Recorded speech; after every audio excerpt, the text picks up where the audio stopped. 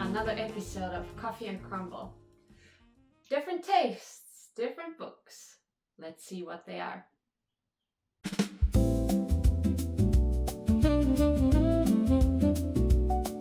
First up, we've got The Poet Empress by Shen Tao. I heard about this book. I'd heard how it was well written, this sort of dark world where words hold a lot of power.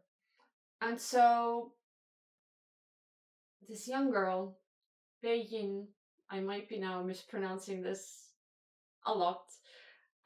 She doesn't come from, well, anything. She comes from a very poor family, from a very poor district. And when she's put in front of a choice to participate in the hopes of going through the trials of becoming a concubine to the next emperor, she takes it. She even begs for it.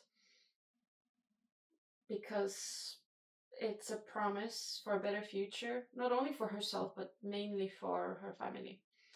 And so with this hope, she goes to the Emperor Land, and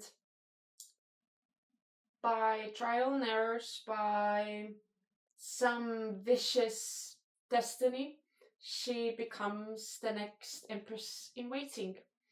She's chosen by the cruel prince, the second prince, Terran himself.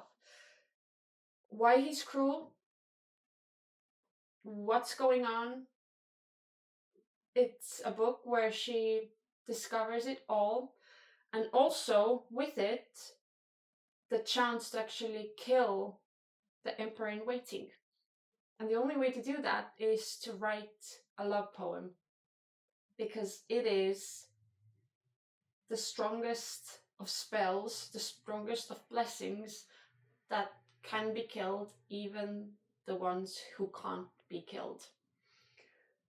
And so she goes on a journey. She goes on this journey and of discovery of who exactly is this prince. Who is he underneath? Because in order to write this love poem, this letter, this deadly words, she has to discover all of the layers, who he really is, for that poem to hold power, to even possible to kill this immortal man. It was a it was a very good book to read. I loved the way it was written. It was a vicious world. And I do recommend it. But I didn't know how to bring it out across to you. What was the experience of actually reading it? Because it was filled with different layers of discovering through different people and perspectives of who exactly this prince is and who she is now binded with.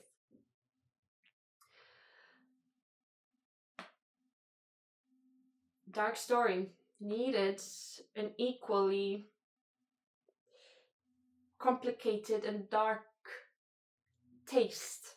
So I know you can't see it, but here are 5 tiers. I made this. I made all of them. I baked my whole damn Tuesday. But I did 5 different layers. This hard layer where she has to crack through. Let's do this. It's gonna be a crunch. Oh my god, this is harder than I thought. Ha! I made it. And because there was a lot of blood and this vicious world, I needed to add to all of these layers how the world and how actually all of these layers were also connected until you get to the very bottom of that story, of that person. But it's a lot of mousse, a lot of different mousses with coffee and Baileys and cream liquor. Yeah, I made a good dessert. I'm even very proud of this myself, I have to say. I've never put so much effort into one dessert and thought, because it's part of the story. And also black tea with a bit of cherry as well, because it needed this lingering taste behind this blood and gore that was coming with it. But basically, dark chocolate, this hard surface, chocolate mousse, coffee, and Baileys. Then there was this white cream liquor, and then the bottom, very bottom, white chocolate mousse.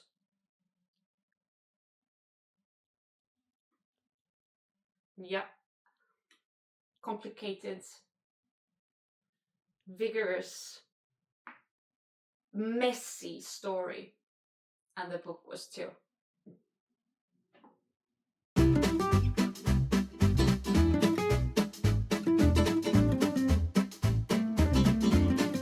I didn't think that I would read this book, The Seven Husbands of Evelyn Hugo. It's not really my forte, I would say. I'm more inclined to read fantasy, although fourth book today will be also a thriller. So again, not a fantasy.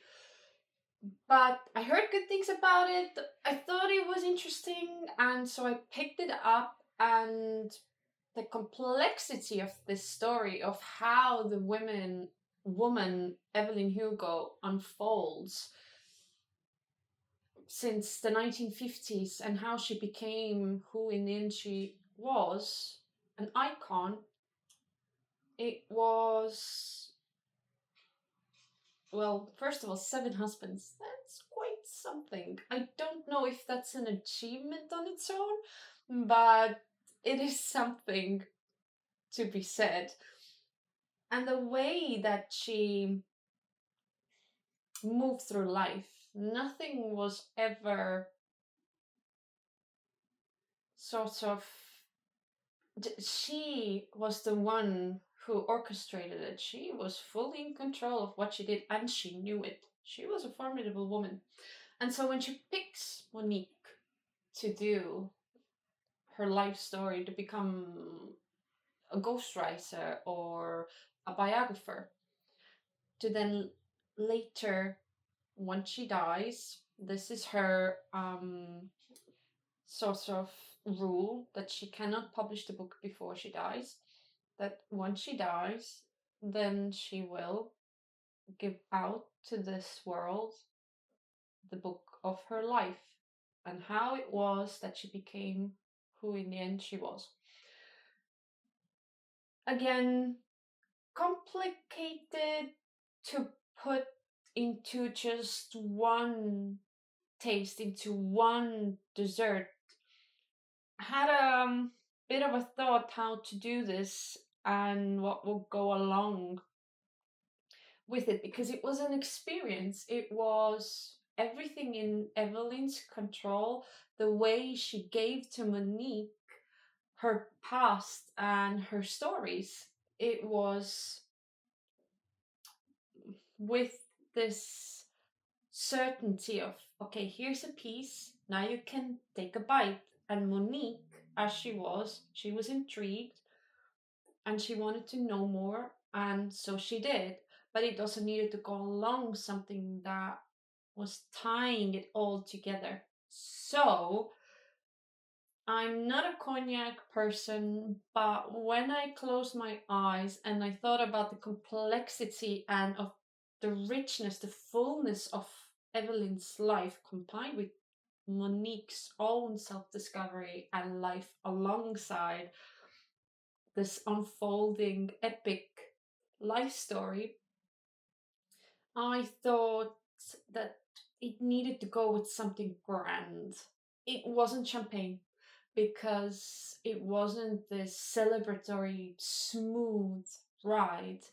It needed to have its own destination and this lingering effect as you were given the pieces of the story and you were discovering what made it into Evelyn in the way that she was, the woman that she had become.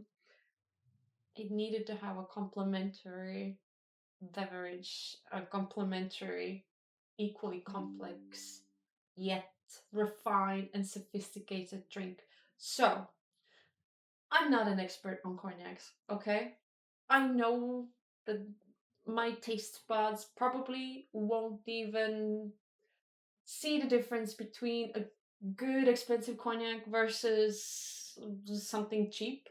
But I was told that this is a smooth ride. So here it is. I'm not going to drink this all. It's just to take a small taste.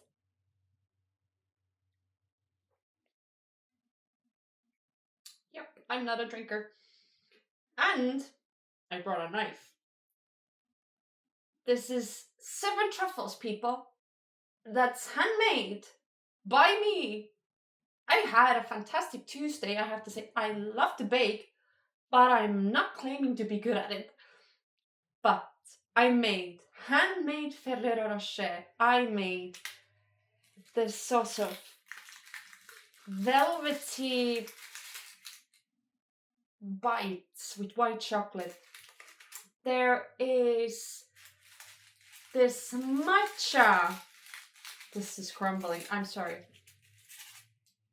With white chocolate covered. But the idea was that it's this lovely presentation. 7 husbands, her life, and when she presents this to you, this truffle sort of way, and you take a bite, only then will you understand, while she's feeding it to you, what the truffle is really about. Holy shit, they actually did good. There is also, where's it?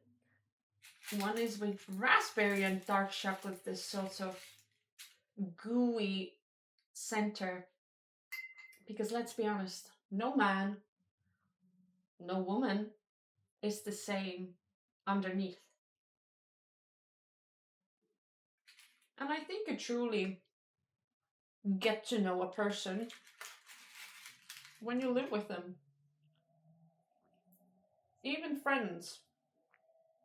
You might know your friends deeply, but until you've actually lived with a person, sometimes even binded yourself together. I think it's the cognac. You don't really know what you're getting in the end.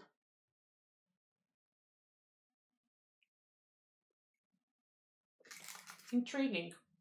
Good book. It was a lot of fun. As is discovering these truffles and what they taste like. Holy moly. I'm amazing.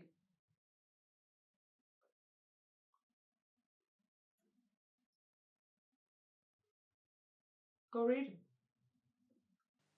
If you've been cooped up too much in the city, thinking about reconnecting with the nature, or just to travel, then come join me here.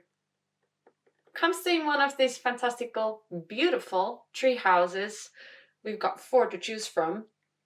So go visit treehouseestonia.ee. That is treehouseestonia.ee. Let's check it out.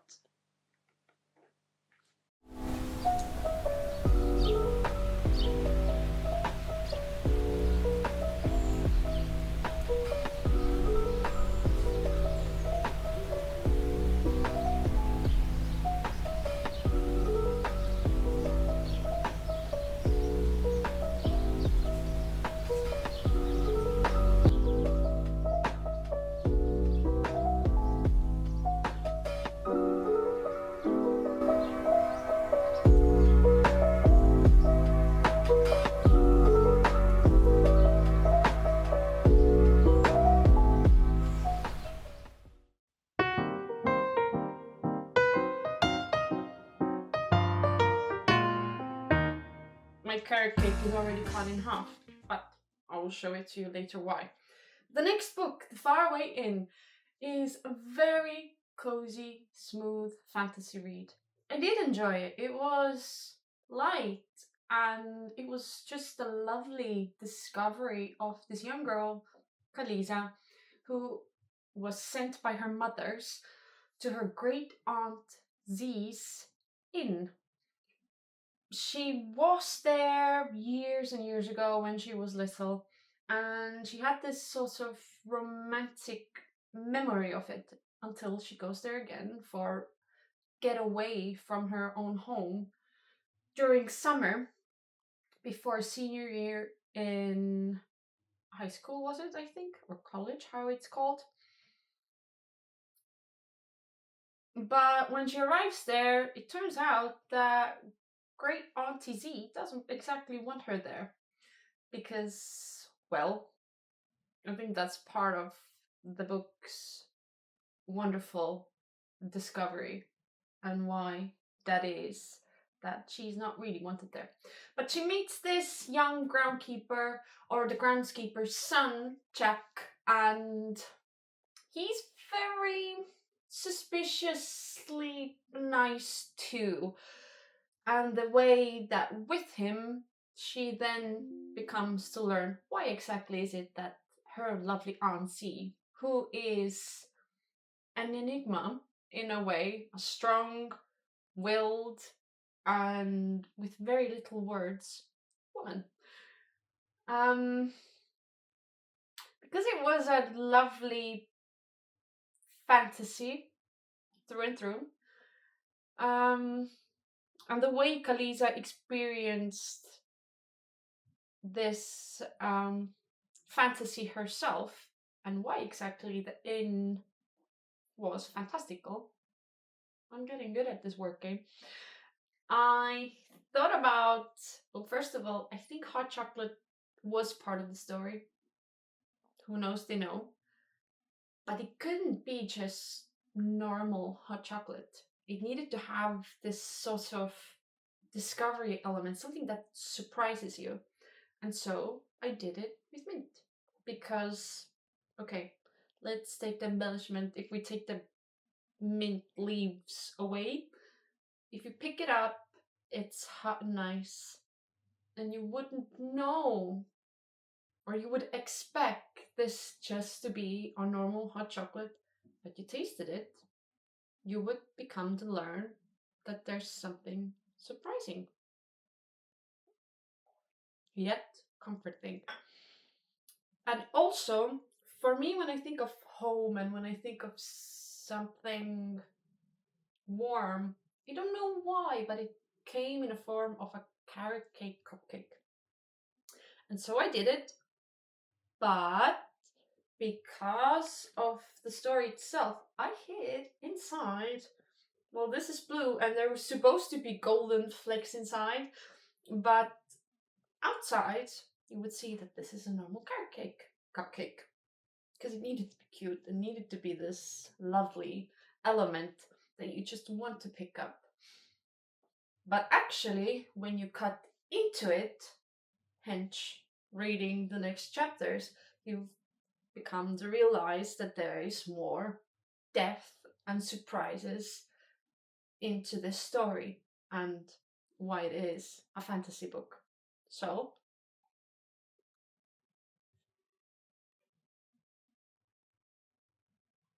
I can taste orange. So I hid inside this buttercream, orange jam, and I can feel the tinges, the small surprises that also was with, or the theme throughout the book. Good read. I loved it. I think you would too. So go read it. Or go eat it. Take your pick. I'm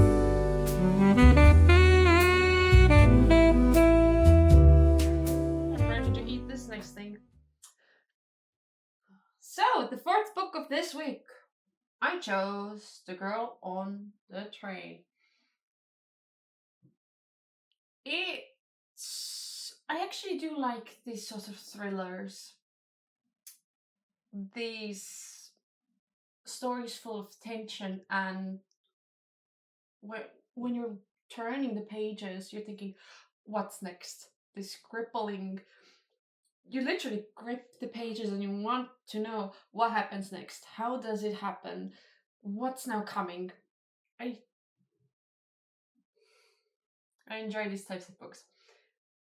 But this book, The Girl on the Train, is about a woman called Rachel who is taking the same commute every day. Her life on the train, her life is, well, I would think that she is in a sort of wave of a depression because she's literally just riding the train. And she spins these stories about the people that she sees, the same houses that she passes every day until she suddenly thinks that she saw something about a couple that she's even made names up that she doesn't know. And her life sort of finds a purpose suddenly. She feels important. And when I was thinking about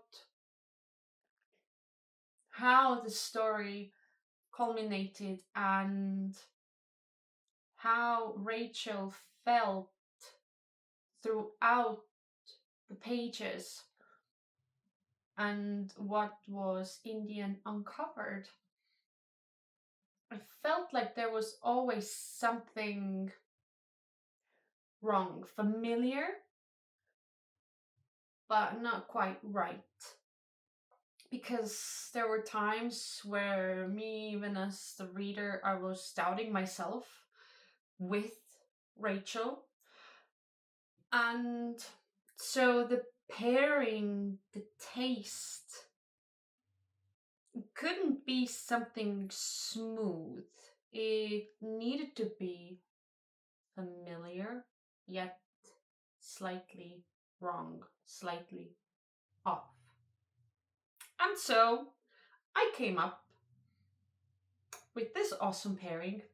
First of all, this is a delicious tiramisu, but there is a small twist to it. It's the biscuits, the ladyfingers, are dipped into extra, extra strong coffee for a little bit too long. The cream is the same. So the idea was that you get this aftertaste, this lingering, overpowering smell and sense of familiarity while she's on the road of feeling important, I suppose, having a new meaning to her life. I think all of us needs it. You need to feel needed, important, wanted, to feel valued in some ways, I suppose. But it's paired not just with the normal black coffee, but it's reheated in the microwave. And I did that. It I didn't cheat, okay? I literally reheated a good cup of coffee. So I made a coffee, let it cool down, and then remembered, oh, I need to reheat it again. So it's again the feeling of, especially as a mom, of when you make a cup of coffee for yourself, but then life happens, morning happens, the kids, then you need to cook, then you either need to take them to kindergarten and you forget your coffee on the windowsill, on the kitchen counter. And then as you're just mulling around with your life, putting another laundry, doing the dishes again, and then you in your peripheral, and then you notice, oh shit, I had a coffee. I forgot about myself completely. I forgot that moment. So you have a choice whether you will throw this out or you will reheat it. But it's not anymore exactly the same. The taste is just slightly off. So I did think that this was a good pairing. In my mind, at least it was. You get the idea, you get the metaphor. Yeah, that's definitely reheated. And then the fabulous tiramisu, that's not exactly the original.